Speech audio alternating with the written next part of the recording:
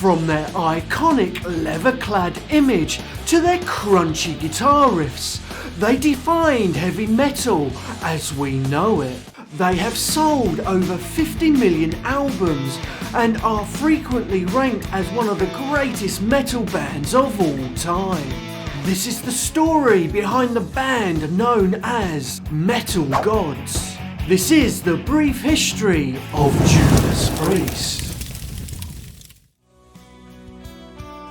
It all began in the 1970s in Birmingham, England, with a group of young musicians, including guitarist KK Downey and vocalist Rob Halford. They came together to form Judas Priest. They were heavily influenced by hard rock and blues of bands like Led Zeppelin and Deep Purple. The band's name was inspired by a Bob Dylan song, The Ballad of Frankie Lee and Judas Priest. They felt the name had a rebellious ring to it and it would be rememberable, so they adopted it as their very own. They wanted to take hard rock to the next level, to create something that would stand the test of time. And that's exactly what they did. With their unique blend of heavy metal, they quickly made a name for themselves in the UK music scene. But it wasn't until the release of their fifth album, British Steel,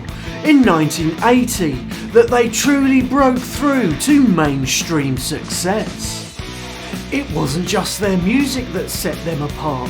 Judas Priest were known for their theatrical live shows, complete with elaborate costumes and pyrotechnics. We believe, and I think the world believes, that heavy metal was invented in the UK.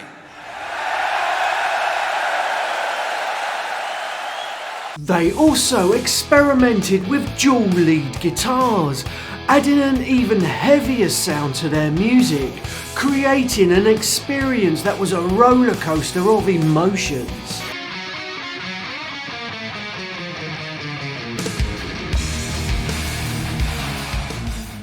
Judas Priest knew how to push the boundaries of what was possible, and they did it with style. They faced a lot of resistance from critics who didn't understand or appreciate their brand of music. Bad music. But Judas Priest didn't let that stop them. They continued to push the boundaries and evolve their sound, incorporating elements of classical music and even industrial noise. Throughout the years, there were struggles. The band dealt with personal demons, including alcoholism and addiction, and their journey wasn't without its challenges. In the 80s, the band was falsely accused of subliminal messaging in their music that was said to have led to the suicide of two young men. It was a trying time, but the band stood strong and ultimately cleared their name. Is the exhalation of breath? Yes. Is that a normal part of your singing? That's the way I've always sung. That's just my style. Is there some effect that has for the aesthetics of the song? It's just the way it's performed, you know, the emotion involved and the feeling that you give out when you're singing it. Are there subliminal duets on the Better By You, Better Than Me song? Absolutely not. In 1990, vocalist Rob Halford left the band, leaving fans wondering if Judas Priest would ever be the same. But they soldiered on when vocalist Tim Ripper Owens stepped in, and in 2003 Rob Halford returned to the fold, and the band continues to tour and record to this very day. There's something undeniably powerful about Judas Priest.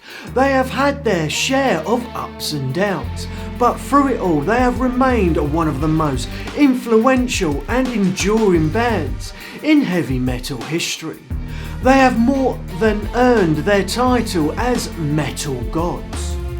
This next video is a true rags to riches tale of four working class lads from Birmingham.